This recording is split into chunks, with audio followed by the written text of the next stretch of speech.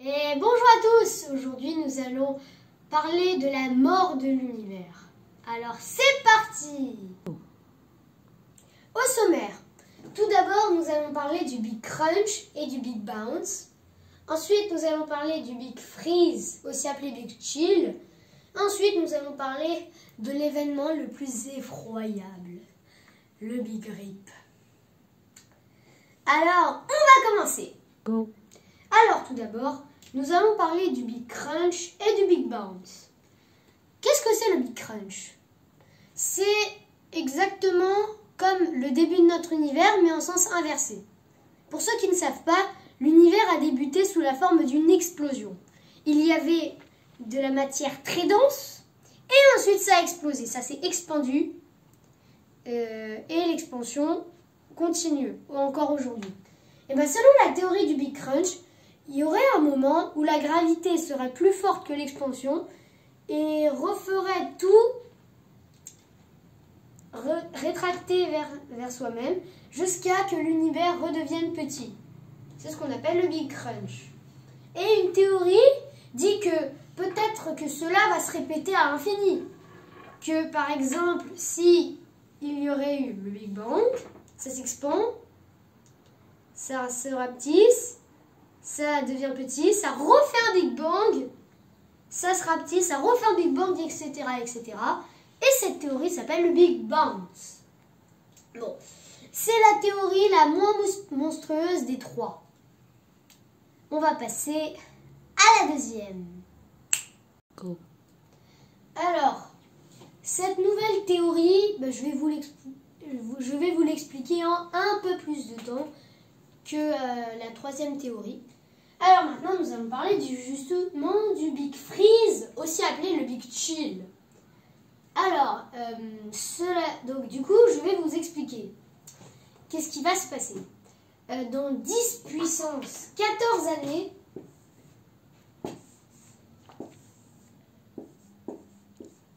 il n'y aura plus assez d'hydrogène pour nourrir les étoiles. Car les étoiles, pour se former, ils ont besoin de beaucoup d'hydrogène. Et ensuite, par la nucléosynthèse stellaire, ils vont se transformer en des matériaux de plus en plus lourds jusqu'au fer. Sauf qu'il n'y a aucun objet dans l'univers qui fait l'inverse. C'est-à-dire qu'à partir d'un moment, l'hydrogène, les matériaux légers vont se faire de plus en plus rares. Et justement, dans 10 puissance 14 années, il n'y aura plus d'hydrogène. Et il ne restera plus que des cadavres d'étoiles. Vu que les étoiles vont peu à peu exploser. D'abord les plus grosses, car ils vont mourir plus vite. Ensuite les étoiles moyennes. Et ensuite, voilà, il ne restera plus que des cadavres d'étoiles. Des trous noirs, des étoiles à neutrons et des étoiles naines. Les blanches, les rouges, voilà, etc. Et les blanches, surtout, qui vont petit à petit se transformer en naines noires. Oh là là là là, ça fait mal. Et du coup, dans 10 puissance 15 années, il n'y aura presque plus rien. Bon, il n'y aura plus que des cadavres d'étoiles dans 10 puissance 15 années. Tout ensuite dépend de la stabilité du proton. Si le proton est instable, ça va être rapide. Entre 10 puissance 36 et 10 puissance 43 années, tous les atomes de l'univers vont s'évaporer. Bon, alors, ça dirait que ce sera dans longtemps, mais si le proton est stable, ça va aller encore plus longtemps. Bon, je continue l'histoire quand le proton est instable, désolé d'avoir coupé. Du coup, les protons vont s'évaporer, et dans 10 puissance 106 années, tous les autres objets vont être aspirés par des trous noirs, avant que eux-mêmes, par la radiation de Hawking, eux-mêmes aussi s'évaporent. Bon, maintenant on va repasser à la théorie.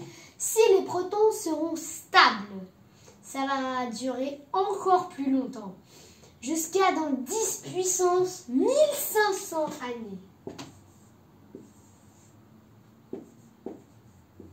Qu'est-ce qui va se passer dans 10 puissance 1500 années? Et bien comme je vous l'ai dit, tous les atomes de l'univers vont se transformer en fer par effet tunnel. L'effet tunnel, c'est si par exemple une particule élémentaire ou n'importe quelle particule de la physique quantique arrive à sauter un objet. C'est pour ça l'effet tunnel, parce qu'il arrive à sauter. C'est ce qu'on appelle aussi le saut quantique, par exemple. Vous voyez cet obstacle, cette fleur? Et ben, imaginons qu'on a un électron qui passe, et ben par effet tunnel, il passe directement. Au lieu de faire ceci, comme le ferait un objet normal, il ferait ceci. Il disparaît, il repasse là. Vous voyez? C'est ceci l'effet tunnel. Et c'est à cause de ceci qu'il n'y aurait plus que du fer dans 10 puissance 1500 années. Et après, il faudra attendre beaucoup plus longtemps. Attendre 10 puissance 76 années. Du coup, longtemps. Avant que, justement, tous les objets de l'univers se soient fait aspirer par des trous noirs et que le plus massif de ces trous noirs sera évaporé. Et après, il ne restera plus rien. La fin de la chaleur, la fin de l'univers. C'est pour ça qu'on l'appelle le Big Freeze ou le Big Chill. C'est qu'à la fin de l'univers, il y aurait un moment glacial. Voilà, c'était la petite parenthèse. Maintenant, nous allons passer à l'événement le plus effroyable, le Big Rip. C'est parti! Pour le Big Rip, on ne sait pas vraiment comment ça va se passer. Si ça va se passer dans 10 puissance 36 années, par exemple, on ne sait pas du tout. On sait à un intervalle de temps, plutôt à reculons. Par exemple, 10 puissance 8 années avant le Big Rip. Très bien.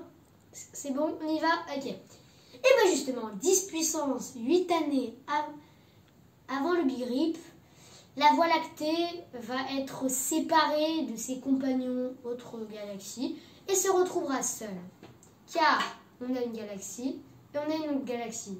C'est comme gonfler un ballon sur lequel est posée les galaxies. Plus on gonfle, plus les galaxies ont l'impression de s'éloigner. Ben, c'est exactement pareil pour l'univers.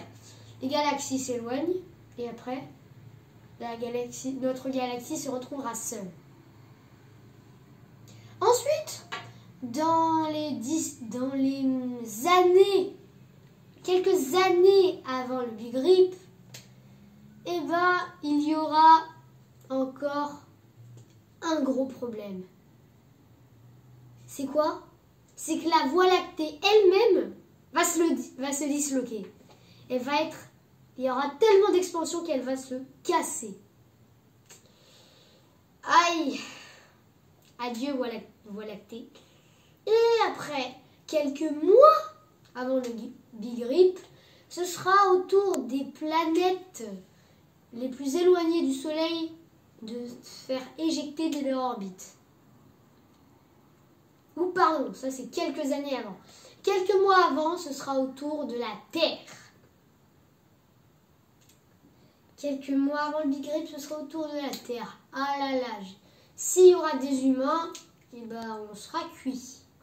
Si on sera toujours en vie, eh ben, on pourra profiter quelques temps. Parce que quelques minutes avant le Big Rip, eh ben, la Terre sera détruite à son tour à cause de l'expansion rapide, toujours plus rapide de l'univers. Et enfin, quelques secondes avant le Big Rip, même les atomes eux-mêmes vont se déchirer. À la fin, il ne restera que des particules subatomiques s'éloignant les unes des autres sans jamais se toucher. Ce sera la fin de l'univers. Mais ne vous inquiétez pas. Cela ne va pas arriver dans assez peu de temps. Hein. Ça va arriver dans des milliards d'années. Du coup, on aura beaucoup de temps devant nous. Mais désolé de vous décevoir, mais la théorie du Big Rip est actuellement celle qui respecte la mieux notre réalité.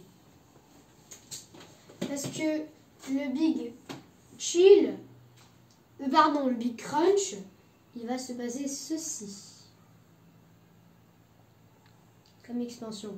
Ici, on a l'apogée, c'est quand il s'est tellement expandu, ensuite ça repasse. Pour le Big Crunch.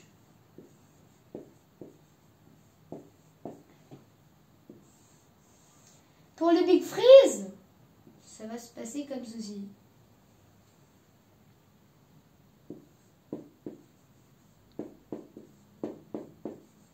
Ici, une période glaciale.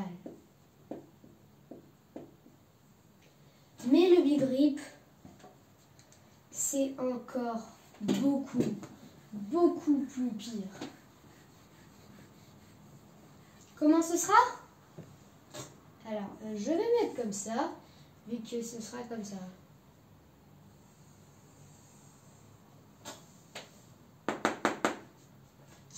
Big Crunch, Big Freeze, Big Rip. Et maintenant, dans les années 1997-1998, nous avons vu que c'est le Big Rip qui va être le concurrent, qui va être la mort de notre univers. Parce que l'expansion de l'univers était énormément rapide et va être de plus en plus rapide. Voilà, cette vidéo est maintenant terminée. Mais je vais faire quelque chose de nouveau. Je vais vous parler maintenant de ma vie réelle, ma vie en tant qu'élève. Quelle nouveauté j'ai eue? Le 13 avril, j'ai réussi avec 2 de mes camarades de tennis de table à gagner un championnat. Oui, un championnat. J'ai gagné la médaille d'or avec eux. Oui, on était un trio. Et du coup, on était premier en tennis de table. Alors ici, on voit un joueur qui se matche un autre et l'autre qui essaye de rattraper, mais en vain. Alors, du coup, nous, on est le collège Claude Debussy. On a réussi à battre des membres du collège Reby, des membres du collège Debussy. Il y avait des membres du Cèdre de Le Vésinet et des membres d'un autre collège de Saint-Germain qui s'appelle Léo Grillet. Mais on a gagné. Du coup, voilà, c'était juste pour vous parler de cet exploit qui s'est passé le 13 avril 2022. Donc merci de m'avoir écouté juste pour quelques secondes. Et je vous dis au revoir.